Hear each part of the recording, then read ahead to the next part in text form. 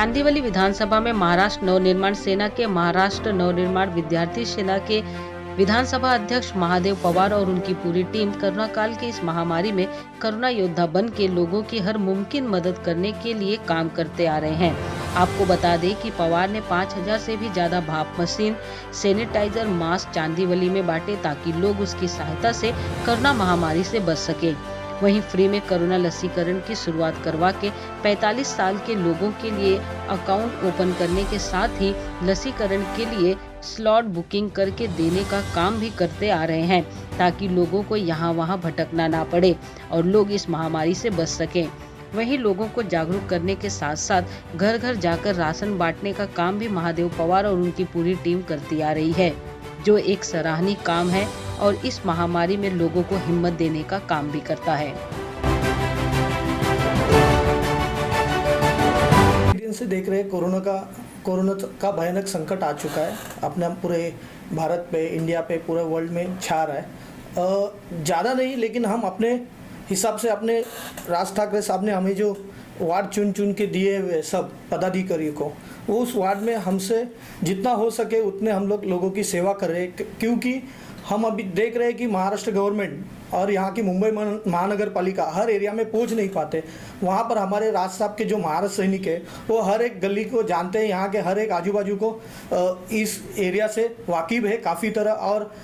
जहाँ लोगों के पास सुविधा नहीं पहुँचती है, जैसे ज़रूरतमंद के पास गवर्नमेंट नहीं पहुँच पा रही है, जिनको सही में दिक्कत हो रही है, जिनको हॉस्पिटल नहीं मिल रहा है, ऑक्सीजन के लिए दिक्कत हो रही है, कोविड वैक्सीन के लिए रजिस्ट्रेशन नहीं हो पा रहा है, ऐसी चीज़ें देखकर हम लोग ने एक अमित ठाकरे साहब का कल जन्मदिन था, उस पर हम लोग ने सोचा कि राज ठाकरे साहब की एक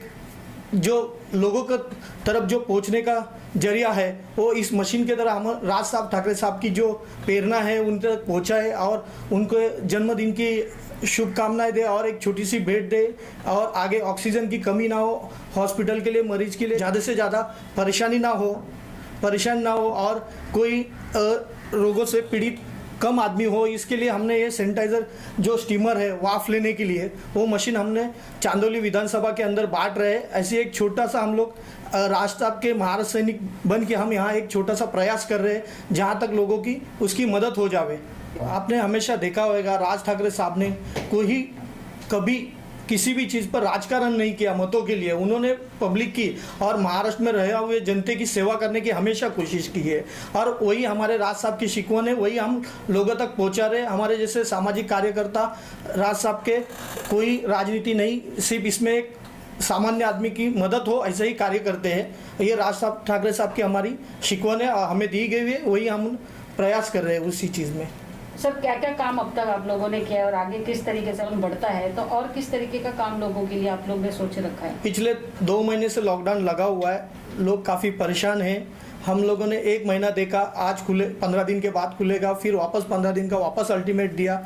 1 महीना हो गया, लोग परेशानी में आ गए। जैसे होता है गरीब जनता को राशन देना, अभी हम लोग के इधर क्रांति नगर, श्रीनगर, यादव नगर, VL शाह, नैन्सी मुंशी ऐसे काफ़ी झोपड़पट्टी है जहाँ पर लोगों को रोज़ कमा कर खाने वाले ऐसे लोगों को 1-2500 फैमिली को हम लोग ने राशन दिया हुआ है। फिर जो सैनिटाइज़र मशीन होता है, जो हैंड सैनिटाइज़र जो बिल्डिंग के गेट पे लगाते हुए, ये चांदोली माड़ा में पूरा 32 बिल्डिंग है, हमने पूरे सैनिटाइज़र स्टैंड मशीन दिया हुआ है पूरे 32 बिल्डिंग के लिए। वापस जो अभी जो कोविड वैक्सीन का रजिस्ट्रेशन, जो गरीब जनता जो ऐप नहीं जानते, मोबाइल ऑपरेट करना नहीं जानते, उनको कहीं वैक्सीन का स्लॉट अवेलेबल नहीं हो पा रहा था, तो ऐसे हम लोग लास्ट 15 दिन यहाँ पर हमने अपने एरिया में कैंप लगा दिया और उनको वैक्सीन की जो स्लॉट थे वो अवेलेबल किया, उनके रजिस्ट्रेशन किए। कम से कम अभी तक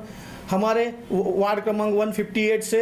450 लोगों को हम लोग ने वैक्सीन दिलाया यहाँ पर, और लोग काफ़ी खुश हुए महाराष्ट्र नवनिर्माण सेना के इस कार्य से, क्योंकि जो मैंने देखा हुआ है 60 से 70 साल का आदमी कोई मोबाइल ऑपरेट कर नहीं पा रहा था, वो हमारे पास आके और जो धन्यवाद मांग रहा था, वही राज साहब की दुआ बोलता हूँ कि जो इतना महान कार्य हमें करने के लिए मिला। मैं राज ठाकरे साहब का खूब आभारी हूँ, उनके जो प्रयास में ये जो काम हो रहा है, ऐसी भगवान बार बार हमें